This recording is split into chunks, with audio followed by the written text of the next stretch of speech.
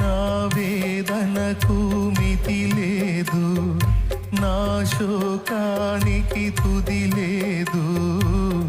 నీవుగాక జీవితాన ఆశయే లేదు, నీవుగాక జీవితాన ఆశయే లేదు. నా కోసం నువ్వు వస్తావని, నా ఆర్తధ్వని వింటావని, నా కోసం నువ్వు వస్తావని